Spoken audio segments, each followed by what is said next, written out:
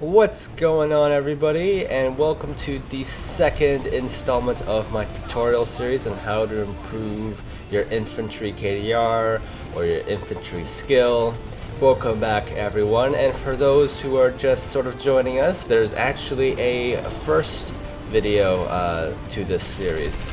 Check it out in the description box below or on my channel. Very good stuff. It covers positioning, and as I said earlier, we'll be talking about aim. We'll be going over different techniques, different exercises you can do to improve, your ability to land those tricky headshots. So we're gonna get right into this. Why even bother learning how to aim or start landing those headshots? Why even practice and all that other shit? Well, very simple answer is essentially just, when you increase your aim, you're increasing the amount of damage you're doing. And the faster you can down someone, the less likely they are going to be able to respond, / run away, fire back, etc., etc. So I guess the first and most important thing to do when you first start off is to actually make that conscious effort, to improve. This may sound super obvious, but try the best to put your crosshairs or red dot sight or whatever you use, or reticle, over the enemy. If you don't do that, if you just walk into a session thinking you can just spray in a general direction and get something out of it, that's just not going to happen. You gotta really sit down and learn how to recoil works, learn how cone of fire works, and how to burst well, all those different mechanics. Even when you're in the moment like this, when there's so much stuff going on, people are shooting at you, explosions are exploding everywhere. It could get pretty tough, to aim well. Your reticle might get, lost in all the action, but it's very important to be able to maintain good aim, even in, high intensity scenarios.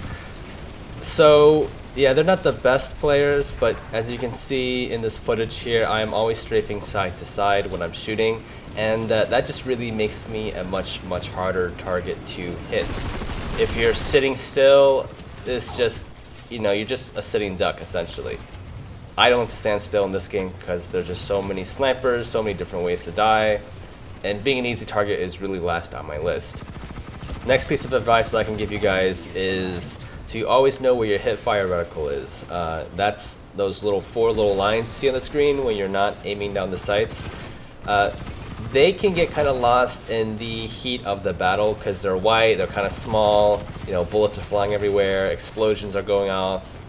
So you may, lose track of them, but it just kind of comes with time to really get in the habit of keeping track of where they are at all times, especially in those high intensity moments. Now you may be wondering, how do I know when to hip fire versus how do I know when to aim down the sights? And for that question, I'll take us to the VR training room. As you can see, I am just sort of launching bullets towards that general direction. The reticle is way oversized for the range that I'm at. You can see kind of how the target takes up way less space inside the reticle. If you can imagine sort of a square or circle, the target is just tiny compared to the space that the reticle is kind of grouping around. In a normal situation, the enemy will just run after the first few bullets. So guys, this kind of goes back to the whole accuracy thing. If you can't land your bullets right after the other in quick succession, the more time the enemy has to escape or return fire. And here you can actually see that I'm using a 100-round magazine, and as this video is showing, that it's just not working. Even with that many bullets, it's just not working well, effectively. Yeah, I guess you could theoretically down a target that's not moving at all, but it's just not going to happen. Oh god, there we go. Finally. What you should be doing is actually running to close the distance. As you can see, the reticle here is totally encased in the enemy, so that no matter where the bullets go in that space, they're going to make contact on the enemy.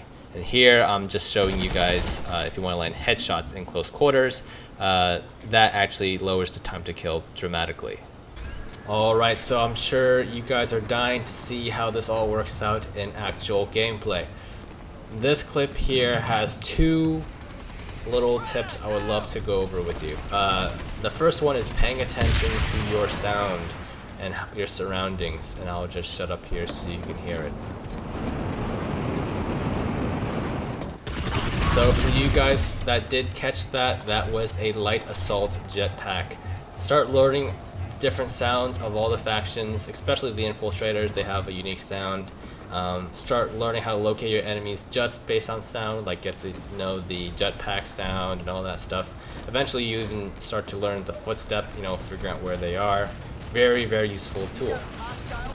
Alrighty guys, I'll go ahead and play this clip again for the second reason why I'm showing this clip, which is exemplifying what I was talking about in the VR room. Now, you'll see that I'm going on top of these roofs, which is kind of tying into what I was talking about in the first video, you know, kind of taking the high ground to gain advantage. Now, you can see me line up the headshots with my reticle, and that's kind of give me the power, the time to kill like a shotgun. That's how fast you can bring down enemies with this little trick. Always line up that reticle on people's heads. It really, really helps take down people in close quarters.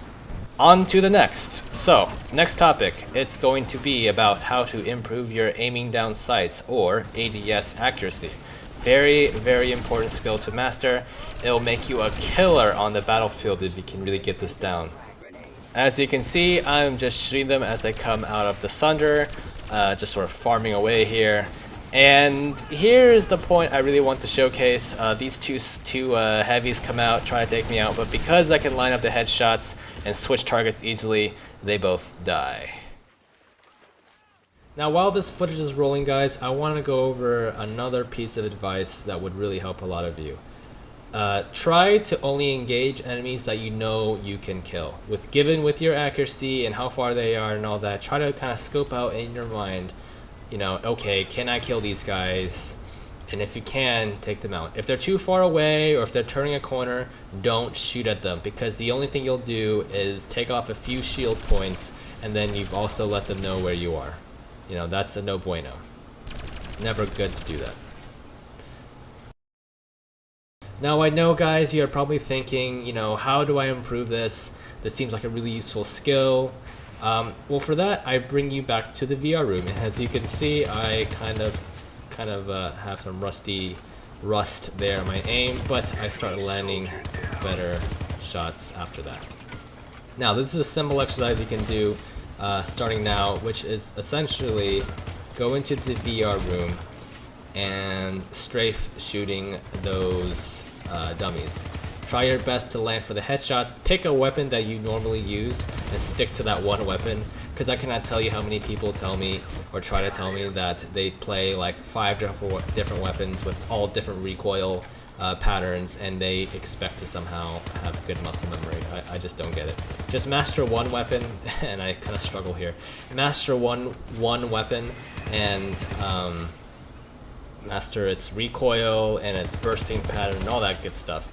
You know guys, if you just pick one weapon and stick with it, I promise it'll be a lot easier to develop that muscle memory. It's like so much easier not to have to keep switching between weapons and, like, you know, messing with your brain and messing with your hand as far as, you know, how a weapon's going to behave.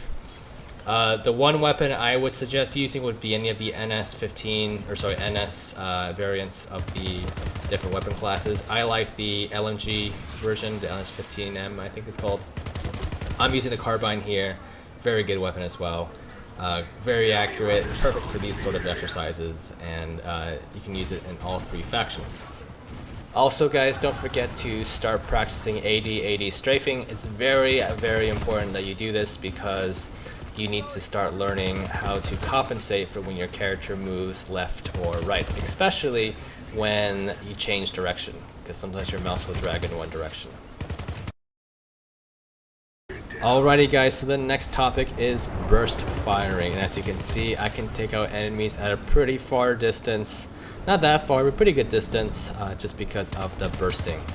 You want to burst sort of at a rhythm like that. When I hear people say they can burst, a lot of times they just end up shooting out 2 little pellets, waiting for, like, you know, 2 seconds, and then shooting another 2 pellets. That I guess technically is bursting, but that really, really cuts your DPS and is not really necessary if you know how to do it right.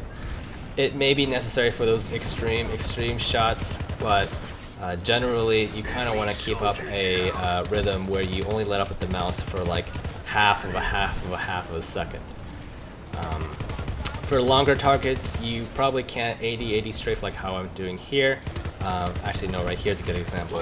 I have to stand still, and this is partly why I don't like to take long-range targets. It's because you waste like half your, or more than half your magazine to take out a target really far away. Chances are it's going to be moving, and you kind of open yourself up to snipers because your head is not moving at all. Easy headshots. Okay guys, so you'll see me practice a lot on these live dummies. I don't like using the little target practice things downstairs in the VR room, and there's a very specific reason for that. And the reason is because, as you can see, these dummies take damage, right? You can see the hit markers, you can see the headshot hit markers, you can even hear the headshot come through. It has that specific sound to it. And I think this is very important when you're learning your muscle memory, because maybe on a subconscious level, I don't even know if this is on a conscious level, but when you have that reinforcement, the audio reinforcement, I think it really helps you kind of nail down the recoil and burst firing. It just is, I think it's much easier to do it this way. If you practice on like those cutouts in the VR room down there, like it's really difficult because you don't get any hit markers, you don't have any sound that plays when you like get a headshot or anything. I mean, I guess you could look at the dummy afterwards to kind of see where the bullets landed, but come on, when will you ever in combat be able to, like, you know, go over to the enemy and see like if you've landed enough shots? That's just never, that's not even in the game, right? I think the best kind of practice is simulating what's in the game, which is hitting targets that take damage, that have the sound play back, that you can see the HP dropping, you know, all that good stuff. It really kind of trains your mind in the right way. Alrighty guys, we're kind of coming to a close here. Thank you so much for sticking with me. It's been great, but before you go, there are a few more tips I would like to go over with you that I think would be really useful. As you can see in the background here, you got some gameplay, and that is sort of you know, exemplifying a lot of the points I have made throughout these two videos. Not necessarily the best aim or headshotting here, but you know, it makes for good footage. Quick tip number one, guys: don't aim down sights with the commissioner. At least I don't, and I'll tell you why I don't. Aiming down sights is terrible on the weapon because there's huge visual recoil. The gun like kicks up to outer space and then comes back down into the middle of the ocean. Okay, there's just no way to keep track of your targets. The gun is always in your face when it kicks up. Very difficult to use when it's aiming down sights. So you should stick to engaging enemies that are close enough to be hip fired with, and use the laser sight, please, guys. It is amazing. Alrighty, quick tip number two. A lot of you have asked me, you know, what mouse sensitivity should I use? I don't really have an exact answer for you because I think it depends on the individual. Some people swear up and down for high sensitivity, other people swear up and down for low sensitivity. You know, I personally roll without mouse acceleration. I think that's sort of like a no-brainer and kind of standard. But yeah, I roll without mouse acceleration.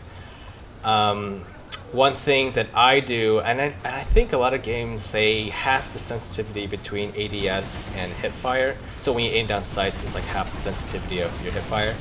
I think for me, my Planetside settings is set up so that my aim down sights is much slower than my hipfire. I think it's like 25% or something. And I'm sure a lot of you may be wondering why I do this, and it's pretty simple. It's just because Planetside is such a fluid environment. So many different ways to die, so many different ways people can come at you. So having that ability to turn around really fast helps me, while having that ability to, you know, aim down sights really accurately is also very useful. So I just sort of have a what the hell do you call it? The like a hybrid sort of setup. I hope that helps. That works for me. Maybe it'll work for you. You know, it all comes down to just trial and error. Just keep trying it and seeing what is most comfortable. You know, you don't want to squeeze yourself into any particular setting just because a bunch of people said, you know, it works or is the best setting or whatever. Alright guys, so one last thing before we go, it is to pick the right fight, okay? Pick the good ones. Don't go to a fight that is 10 to 1 odds. Those are terrible, terrible fights. You're not going to learn anything. You're not, well, okay, maybe you'll learn something, like not to pick these, but you're not going to, like, you know, get better because it's just terrible. I mean, I cannot tell you the amount of times where I've logged into a base and vehicles are just surrounding the base and shelling the shit out of us, and the moment I step out, I'm like in pieces. It's just terrible. Don't do that. Alright, just don't. Unless you are part of some specialized or super coordinated platoon or squad and you're trying to take back the base, by all means, no, go for it. You know, you guys got an objective, do it. But I'm just speaking as far as like a solo player, you're just signing on just to get a few kills in or what have you, play for an hour by yourself. Yeah, try to find even fights, or maybe even slightly not even fights, but definitely don't go for like the 10 to 1 odds shit, okay? That's just not gonna work out. Alrighty guys, I think with that, I'm gonna wrap up this video. Thank you so much guys for watching this series.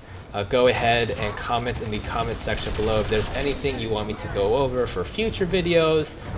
Go ahead and like it, it really helps me. Also subscribe to see when I post future videos. There'll be more to come for sure. And also, as a quick apology, I apologize for any sort of background noise. I live in New York City, so it's a little bit noisy. You'll always hear people out the window and cars and all that stuff. It's just wonderful. You won't believe how many times I had to retake the audio, the commentary here. Anyways, until next time guys, see ya.